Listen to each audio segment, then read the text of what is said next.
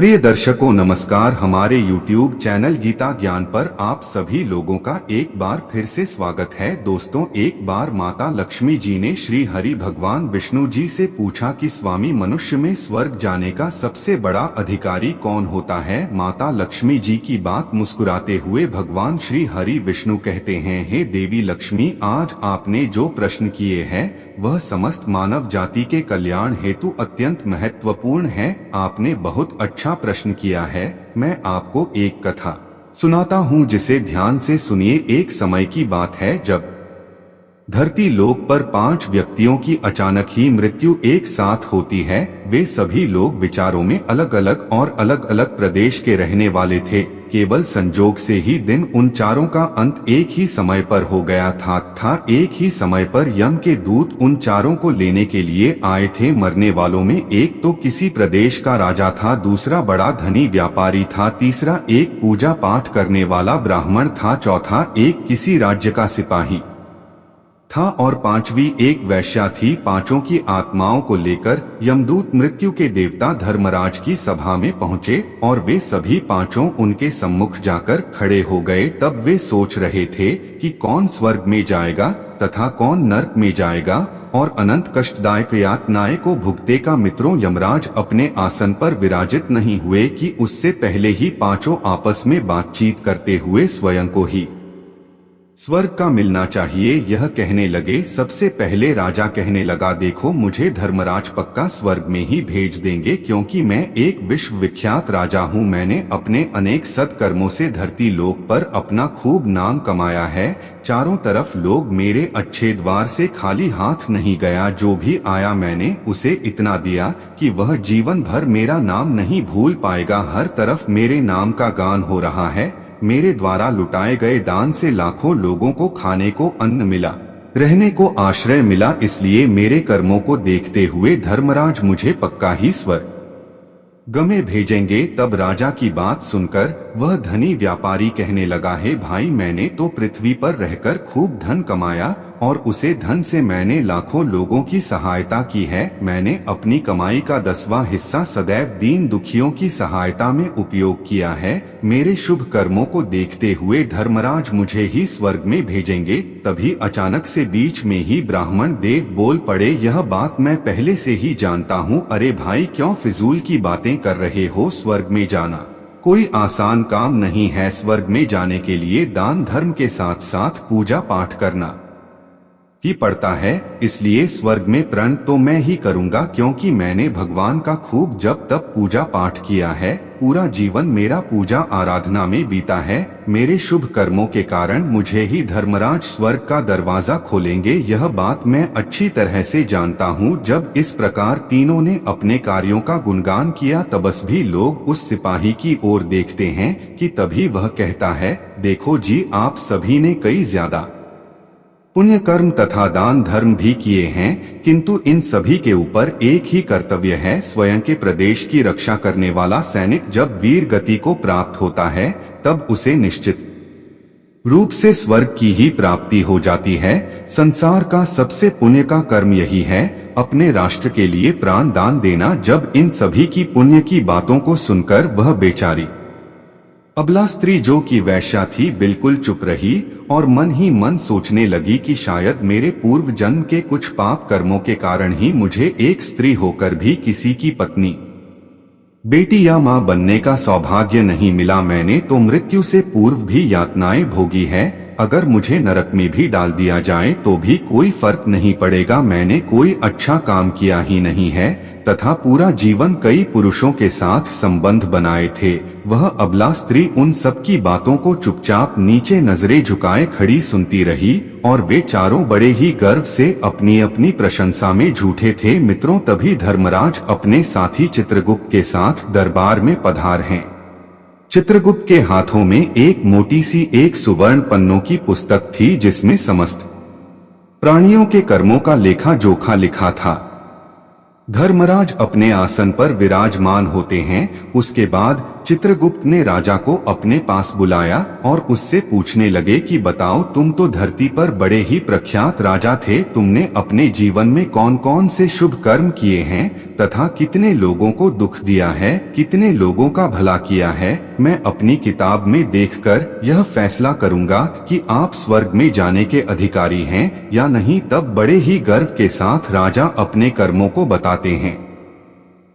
हे भगवान, मैं एक बहुत बड़े राज्य का स्वामी था। मेरा राज्य बड़ा ही समृद्ध और खुशहाल था। मेरे राज्य में दिनहीन गरीब लोग बहुत ही कम थे। सब मेरी छत्रछाया में बड़े आनंद के साथ जीवन यापन कर रहे थे। मैंने अपने राज्य के लोगों को किसी चीज की कमी नहीं होने दी। मैं हर दिन भूखों को भोजन खिलाता था। लाखों की धन मोहर उन्हें रोज दान में दी जाती थी। प्रजा के लोग मुझसे बहुत खुश रहते थे। यही मेरे जीवन के अच्छे कर्म हैं। राजा की बात सुनकर चित्रगुप्त ने अपनी पुस्तक उठाई और उसमें देखने लगे। पुस्तक में देखकर उन्होंने राजा को बताया कि तुम जो कह रहे हो वह सर्वथा सत्य है। तुमने अपनी प्रजा को बहुत सुख दिया है, परंतु इसके साथ साथ तुमने बहुत बड़ा अपराध भी किया है। तुमने अपनी राज्य की सीमा को बढ़ाने के लिए जितने युद्ध लड़े हैं, उन युद्धों में हजारों लाखों की संख्या में सैनिकों ने अपनी जान गंवाई है। उन सब की मृत्यु का कारण तुम ही हो। उनके परिवार को, उनके बच्चों को अनाथ करने वाले तुम हो। उनके स्त्रियों को विधवा बनाने वाले भी तुम हो। उनकी माओं की गोद भी सुनी करने वाले भी तुम ही हो। तुमने अपने ही सैनिकों के हजारों परिवारों को दुख दिया है। युद्ध लड़कर राज्य बढ़ाने से अच्छा था कि तुम अपने पड़ोसी देशों से मित्रता करके उनके साथ व्यापार बढ़ाते, तो आपका राज्य तब भी समृद्ध और संपन्न रहता। तुमने अपनी प्रजा को नहीं, सैनिकों को ही सुखी बनाया है। और जब तुम युद्धों को जीत गए थे, तब तुमने अपने तथा प्रतिद्वंदी राज्य में कर बढ़ाते हुए उनका आर्थिक शोषण किया और उन्हें गुलाम बनाया। हारे हुए राज्य की स्त्रियों और बच्चों पर तुम्हारे लोगों ने अत्याचार किए थे, वह अत्यंत निंदनीय है। इसलिए तुम स्वर्ग के अधिकारी नहीं हो। यह बात सुनकर राजा चुपचाप पीछे हो गया। उसके बाद चित्रगुप्त ने व्यापारी से पूछा, आपने धरती पर कौन कौन से अच्छे कर्म किए हैं?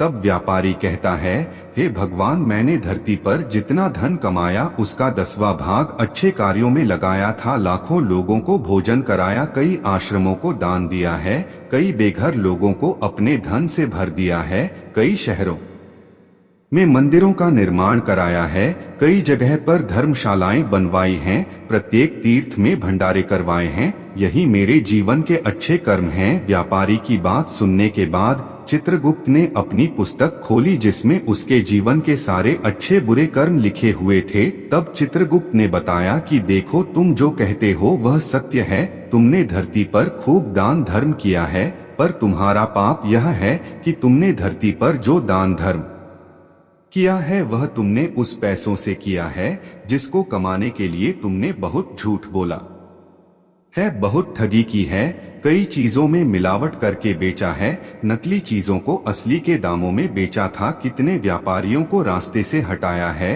तुम्हारे इन कर्मों से अनजाने में कितने लोग बीमार होकर मर गए, कितनों ने आत्महत्या कर ली है, कितनों की मेहनत का पैसा तुम्हारे पास चला आया। उन सब लोगों की बद्दुआ तुम्हारे साथ हैं। तुमने जो कुछ भी अच्छा काम किया है वह कर्म शून्य होता है, इसलिए तुम्हारे पास भी तुम्हारा कोई शुभ कर्म नहीं है।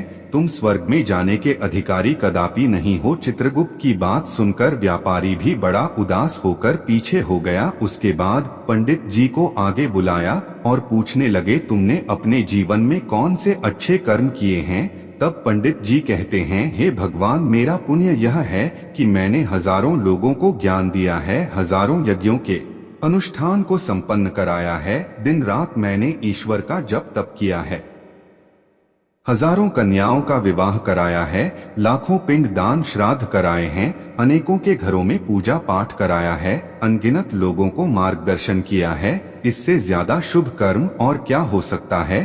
तब चित्रगुप्त अपनी पुस्तक में देखकर बताते हैं, हे पंडित महाराज, यह सत्य है, आपने वास्तव में हजारों लोगों को ज्ञान दिया है, लेकिन उसी ज्ञान पर स्वयं कभी अमल नहीं किया। आपने सैकड़ों यज्ञ पूजा अनुष्ठान कराए, पर उनमें निस्वार्थ भाव से किया गया कोई कर्म नहीं था। तुम हमेशा से धन के लालची रहे हो, इसलिए तुम स्वर्ग में जाने के अधिकारी नहीं हो। अब तो उदास होते हुए पंडित जी भी पीछे हो गए। तब चित्रगुप्त ने सिपाही से पूछा, बताओ तुम अपने पुण्य तथा पाप कर्मों को। तब वह सिपाही गर्व के साथ कहता है, हे धर्मराज, मैंने अपने प्रदेश के लिए एक भीषण युद्ध में अपने प्राणों की आहुति दी है, और प्राण दान करना सबसे बड़ा पुण्य का कर्म होता है। तब चित्रगुप्त कहते हैं, हे सिपाही, तुमने तो सबसे बड़ा पुण्य कर्म किया है, किंतु तुमने अपने पूरे जीवन में कई लोगों को अपने पद के बल पर और सेनापति के रूप में बहुत सताया था। तुमने जबरदस्ती स्त्रियों के साथ अत्याचार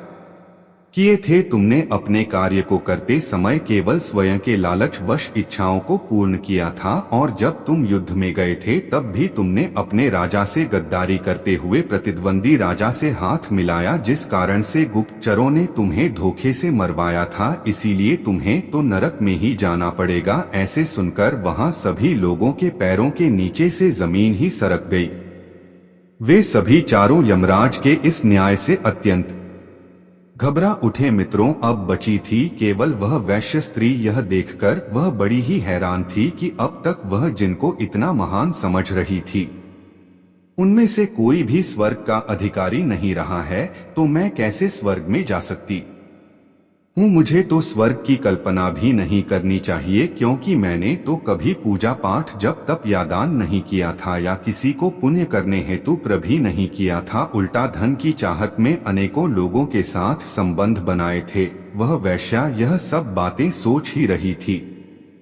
इतने में ही चित्रगुप्त ने उसे आवाज लगा दी और उससे पूछा, किंतु वह वैश्या तो पहले से ही कहने लगी है, भगवान, मैंने धरती पर अनगिनत पाप किए हैं, कई पुरुषों से शारीरिक संबंध बनाए थे। शायद मेरे पूर्व जन्म के कुछ पाप कर्म ही होंगे, जिस कारण से मुझे जबरदस्ती वैश्या बनना पड़ा। मैंने आज तक कोई पुण्य का कर्म नहीं किया था, किंतु कुछ स्त्रियों को इस वैश्यागिरी से दूर करने हेतु वहां से भगाया जरूर था, लेकिन उसमें भी मैंने मेरे मालिक को धोखा दिया था। मैंने धरती पर भी नरक भोगा है और आगे भी नरक में ही जाने की है सियत है, किंतु हे प्रभु, यहाँ पर भी मेरी अंतिम एक इच्छा है। मैं स्वर्ग में तो नहीं जा पाऊंगी, लेकिन मैं एक बार स्वर्ग द्वार को अपनी आंखों से झांक कर देखना चाहती हूँ। इससे अधिक मेरी कोई इच्छा नहीं है, क्योंकि मैंने ऐसा कोई कर्म नहीं किया है जो कुछ देर के लिए ही मुझे स्वर्ग में पहुँचा दे।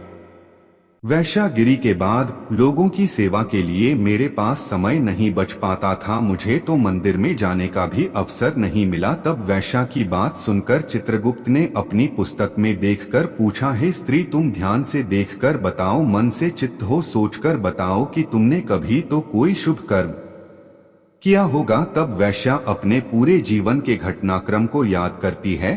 तब उसे याद आता है और वह कहती है, एक बार मुझे बहुत तेज भूख लगी थी और मैं भोजन खाने के लिए बैठी ही थी कि इतने में ही वहां एक बहुत कमजोर बीमार एक गाय अपने नवजात बच्चे के साथ मेरे द्वार पर आती है। वह ठीक से चल भी नहीं पाती थी। उसी समय वह गाय अपने बछड़े के साथ आकर मेरे द्वार के सामने बैठ गई और मेरी रोटी की ओर गौर से देखने लगी तथा अपने बछड़े को चाटने लगी। तब मैं समझ गई कि वह गाय और बछड़ा बहुत ही भूखे हैं। तभी मेरे मन के अंदर से एक माँ के हृदय की करुण पुकार की आवाज आई कि बेजुबान जानवर को छोड़कर तू अकेली कैसे खा सकती है? अगर तेरा भी कोई पुत्र होता तो तू क्या उसे भूखा रखकर स्वयं अन्न को ग्रहण करती? उस विचित्र घटना को देखकर मेरे आंखों में पानी भरिया और मैंने वह रोटी स्वयं न खाकर उस गाय और उसके बछड़े को खिला दी। उस दिन मैंने पूरे दिन भूखे पेट रहकर ही अपना नित्य कार्य किया था। मित्रों, वैश्या की बात सुनकर चित्रगुप्त मुस्कुराए और उसका हाथ पकड़कर बड़ी ही सम्मान के साथ उसे स्वर्ग में लेकर गए और बोले, वास्तव में आप ही स्वर्ग में रहने के अधिकारी हो। प्राणियों पर दया दिखाना ही सबसे बड़ा शुभ कर्म है। मनुष्य जो भी कोई भी कार्य निस्वार्थ भाव से करता है, वास्तव में उसका ही उसे सबसे बड़ा पुण्य मिलता है।